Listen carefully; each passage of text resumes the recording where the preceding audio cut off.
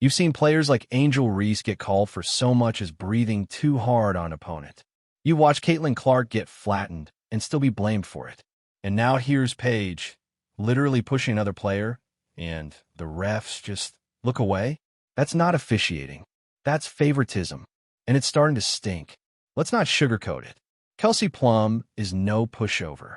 She's a vet, a champion, a full-blown problem for opposing defenses. She doesn't rattle easily. But in that moment, when Paige shoved her and got away with it, you could see it on Kelsey's face. Like, oh, this is what we're doing now. And you know what? That look is going around. If you're here for the real story and not the filtered version, subscribe. And if you're sticking around for the next meltdown, you better definitely subscribe. Because players, fans, commentators, everyone is starting to realize what's happening. The rules aren't being enforced equally. If you're a media darling, if you're on the league's promo posters, if you're racking up ESPN segments and shoe deals, well, congratulations. You get your own private rulebook. But if you're not, good luck, because you'll get a technical for blinking wrong. And it's not just about one missed call. It's about the pattern, the precedent, the slow, creeping sense that the WNBA is building its house on a few carefully chosen stars and letting everyone else play on sand. Let's talk about what that does to the game. First, it breeds resentment, and not just from fans, but from players. Because how are you supposed to compete when the system clearly has favorites? When certain players can get physical with zero consequence, while others get benched for the same move. This isn't some TikTok drama. This is professional sports. If fairness is up for negotiation, then what are we even doing here? Second, it encourages escalation. You think players are just going to take that kind of bias sitting down? No, they're going to push back. They're going to get chippy. They're going to play harder, rougher, angrier. And that's when things really get dangerous. All it takes is one retaliatory foul, one missed call, one let them play moment that turns into a highlight reel injury. And suddenly you've got chaos. Not competition, chaos. And the league? It'll act surprised, as if this isn't the exact atmosphere they've allowed to fester. Let's break it down. Paige Bueckers is a phenomenal player. No one is questioning her talent. Her court vision, her poise, her scoring ability, it's all there. But with great hype comes great responsibility. And right now, the league is acting like she can do no wrong. And that's dangerous for her and for everyone around her. Because guess what? When you protect someone this aggressively, when you make them the face of the league but never hold them accountable, you're not setting them up for greatness. You're setting them up for backlash.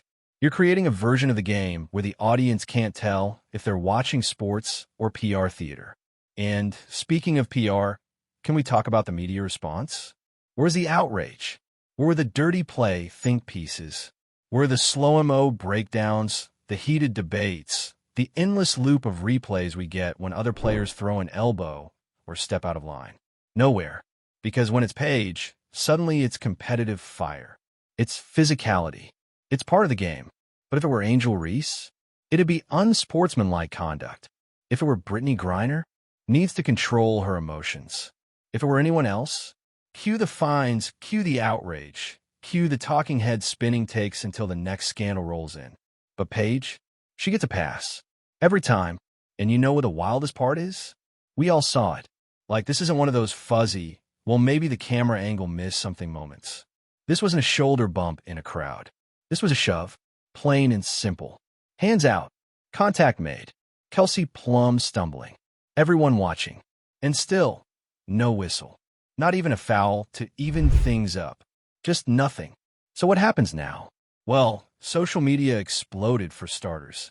There's already a full-blown split in the fan base. One side defending Paige with the she didn't mean it, and she's just intense takes. The other side done with the double standards. And it's not just fans. Retired players are tweeting cryptic shade. Analysts are calling out the officiating live on air. The locker room tension? Palpable. The whispers? Getting louder. Because the league may think it's protecting its brand, but in reality, it's undermining its own credibility. This is the kind of thing that lingers. It lingers in players' minds the next time they go up against her. It lingers in fans' trust when the next game goes sideways. It lingers in every post-game press conference, every sideline scuffle, every Twitter thread that starts with, "So we're just not going to talk about." And the solution? It's not that hard. Call the game fairly. No matter who's involved. No matter who's trending. No matter whose jersey is flying off the shelves. Because the moment the league starts letting the stars dictate the rules, the game stops being real. And fans can smell fake from a mile away. Want to build a lasting league? Then protect the game, not just the faces. Look, Paige doesn't need protection. She's got talent. She's got grit. But she needs to play by the same rules as everyone else. That's what competition is. That's what respect looks like. And if the refs can't enforce that, if the league won't hold itself accountable, then buckle up, because this won't be the last time things get ugly. And honestly, that's on them. So what do you think? Was it just a heat-of-the-moment play that got blown out of proportion? Or is this yet another sign that the league has a serious double-standard problem? Sound off in the comments. Call it like you see it. And while you're here, don't forget to subscribe. Because the way things are going, this season is turning into a highlight reel of meltdowns, and we're just getting started. The Paige Bueckers shove didn't happen in a vacuum. It happened in a season already full of tension, where every hard screen, every elbow, every chirp from the bench is being dissected under a microscope. Not just because the games are getting more physical, but because the narratives are getting louder than the basketball. And that's a problem, because the minute you create a perception that the league is protecting certain players while punishing others, you've already lost the plot. The refs didn't just miss a foul.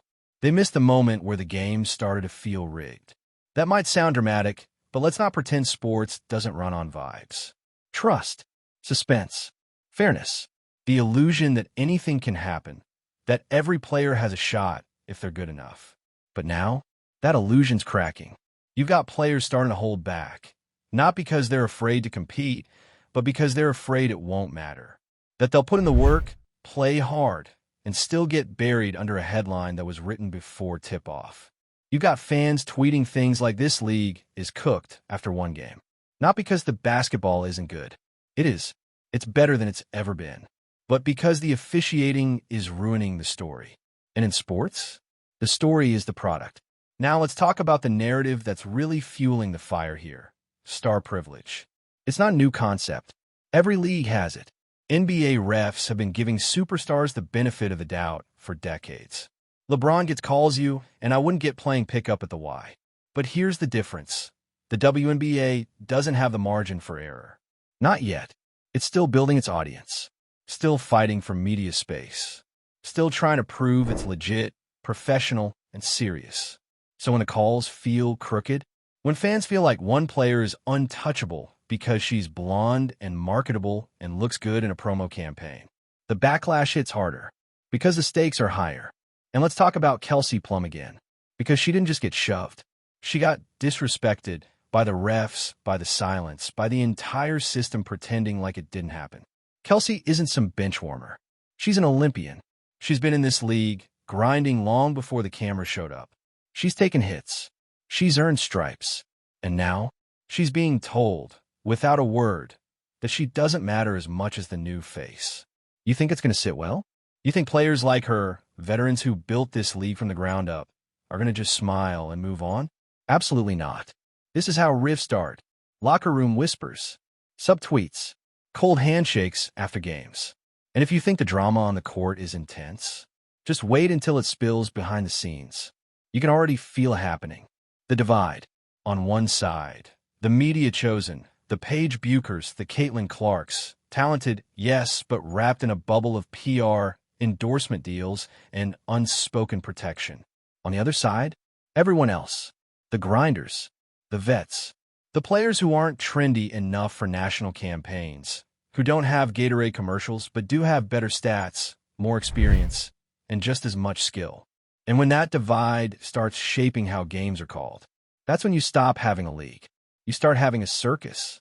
Let's talk real consequences now. What happens if this continues? Well, first, you'll see more of what just happened. Players pushing back. Literally. Physically. Fights will increase. Tempers will flare. Because when refs stop setting the boundaries, players will draw their own. And then what? Suspensions? Fines? The same handful of non-star players getting penalized while the favorites keep skating? It's a recipe for disaster. Second, you'll lose fans. Not the casuals. Those come and go with the trends. But the core, loyal fans? The ones who've been watching since day one? They can smell the favoritism, and they don't like it. The moment the game feels like it's scripted, like the outcome is pre-decided based on who's trending that week, that's the moment fans tune out, and they don't always come back. Third, and this is big, you lose credibility with your own players. And once that goes, good luck rebuilding, because players might smile in interviews. They might keep it professional, but they're watching. They know who's getting away with what. And if they start believing that the refs aren't on their side, that the league cares more about image than fairness, they'll stop trusting the system. And you do not want that. A fractured locker room is hard to fix. A fractured league? That takes years. But here's the real kicker. It didn't have to be this way. All the refs had to do was blow the whistle. That's it. A simple foul call. Reset. Move on. Instead, we got a full-blown controversy. A wave of outrage. Players calling out double standards. Commentators dancing around the truth on live broadcasts. A shove that could have been a 15-second blip is now a turning point. And that's on the league. Because if you're going to build your brand around we're here, we're elite, we deserve respect, then you better apply that principle within your own lines. Because right now, it feels like the league is shouting fairness while quietly nudging the scale behind the scenes. So what's the path forward? It starts with the league owning this moment. Publicly. Not brushing it off. Not pretending it didn't happen. Acknowledge the inconsistency. Commit to reviewing officiating standards. And most importantly, start holding everyone to the same rules. Yes, even the stars. Especially the stars. Because if they're truly great, they don't need protection. They don't need blind eyes and biased whistles. They can handle the heat. Let them prove it. And to the fans, keep holding the league accountable. Keep asking the hard questions. Keep calling out the bias when you see it. Because change doesn't happen in silence. It happens when people refuse to let it slide. And to the players, especially the ones being overlooked, outshined, or outright disrespected, keep playing your game. Because the truth always rises. The tape doesn't lie. The fans see you. And no matter how loud the hype gets, real hoopers always recognize real. Paige Bueckers plants both hands into Kelsey Plum's upper body like she's trying to shove open a stuck door, and Kelsey stumbles back, eyes wide, arms out, waiting for the whistle that never comes. The refs freeze. Time practically stops. And then, play resumes like nothing happened. No foul. No technical. No explanation. Just silence. And if you listen closely, you could hear it. That sharp inhale from fans, that slow blink from commentators, that subtle head shake from Kelsey herself. The unspoken. Did that really just happen? Yes, it did. And what followed was the beginning of an unraveling. Because you can't pretend to be the future of women's sports and turn a blind eye to blatant, televised favoritism. You can't market equality while enforcing hierarchy. You can't tell fans that every player matters, that every matchup counts, and then show up with different rules depending on who's holding the ball. That's not growth. That's a con. Let's keep it real. Paige Bueckers didn't break the league. But the league's refusal to treat her like every other player? That's what's breaking the league. See, the moment wasn't really about the shove. It was about what it exposed, this creeping, corrosive truth that's been simmering beneath the surface all season. That some players are playing basketball, and some are playing protected mode. And you know who sees that the clearest? The players not being protected. Look around. Look at how physical games have gotten lately. Look at how chippy the matchups are getting, how fast emotions are boiling over. This is pressure building. This is the kind of simmer that leads to something snapping. Not because these women aren't professional, but because they're human. Because they can only stay silent for so long. You think Kelsey Plum didn't feel that shove for the rest of the quarter? You think she didn't feel it when she got back to the locker room, replaying it in her head, wondering what would have happened if the roles were reversed? Let's play that game. Let's say Kelsey had been the one to do the shoving. Let's say she'd thrown both hands in a Paige Bueckers' chest on a dead ball. Would she still be in the game? Would the refs have swallowed their whistles? Would the league have shrugged? Absolutely not. She'd have been hit with a flagrant, dragged through the headlines, called out for losing composure, and maybe even fined. Don't lie, we've seen it happen before. To Kelsey, to Angel Reese, to Eric Ogunbowl, to literally anyone who isn't part of the protected class of media darlings. And before you say, well, Paige is a star, they get treated differently, pause. That's exactly the problem. You cannot build a league where only a few players are allowed to be human, make mistakes, show emotion, or play physical. Because that sends a message to everyone else. You're expendable. You're only safe when you're sellable. That is not how professional sports are supposed to work. Let's talk image versus integrity for a second. The WNBA wants growth. It wants sponsors. It wants headlines. That's great. That's necessary. But if the cost of that growth is the erosion of fairness, of credibility, of basic sportsmanship, then what exactly are we growing? A game or a brand? Because right now, it feels like we're watching a branding exercise, not a competitive league. One where the refs know who's on the promo poster and adjust their calls accordingly. One where the invisible line between tough defense and unacceptable aggression shifts depending on the name on the back of the jersey. And let's not ignore how loud the silence has been. No statement from the league. No clarification from the officiating crew. No comment from the broadcast team, who, by the way, absolutely saw what happened and chose to downplay it with a forced chuckle and a, well, it's getting physical out there. Physical? Call it what it is. Selective accountability. You don't get to build a multi-million-dollar league on the backs of these women and then abandon them when the story gets uncomfortable.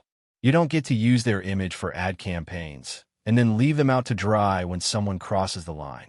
You want real growth? Then confront the hard stuff. Because here's where we are now, a pivotal moment. The shove heard round the timeline has become a symbol, not just of miscalls, but of everything that's festering in the league right now. Favoritism, hypocrisy, disrespect. This isn't just a rough game. It's a red flag waving in broad daylight. If the league doesn't get ahead of this, it'll lose the very foundation it's trying to build. The players will feel it. The fans will feel it. And the next time someone crosses the line, it won't be a shove. It'll be a full-on meltdown. And then what? A PR disaster. An injury. A brawl. A suspension that only applies to one of the two people involved. And another apology tour that comes way too late. But hey, there is still time to course correct. The league could step up. It could acknowledge the bias, review the officiating, and issue a real plan for how to enforce consistency going forward. It could treat this as a wake-up call, not a PR nightmare to sweep under the rug. It could choose integrity. But will it? History says no. History says the league will play the waiting game, hoping the outrage dies down, hoping the fans forget, hoping the next viral clip overshadows this one. But that's where we come in.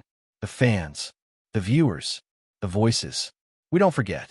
We see the patterns. We read between the lines. And we refuse to let the league pretend this was just another scuffle. So to the WNBA, if you want respect, earn it. If you want to be taken seriously, take yourselves seriously. If you want to grow, then stop shrinking in the face of controversy and start leading. Because the shove might have been physical, but the impact? That's psychological, emotional, cultural. And if you don't address it, you risk something far more damaging than a bad game. You risk losing your soul. Now, to everyone watching this unfold, whether you're a Paige fan, a Kelsey supporter, a longtime league loyalist, or a casual viewer just getting pulled into the drama, remember this moment. Because how the league responds now will define how we view it for seasons to come. So what's your take? Was it a simple lapse by the refs? A sign of deeper problems? Are we witnessing the rise of superstar immunity in real time? Sound off in the comments. Vent. Debate. Bring the receipts.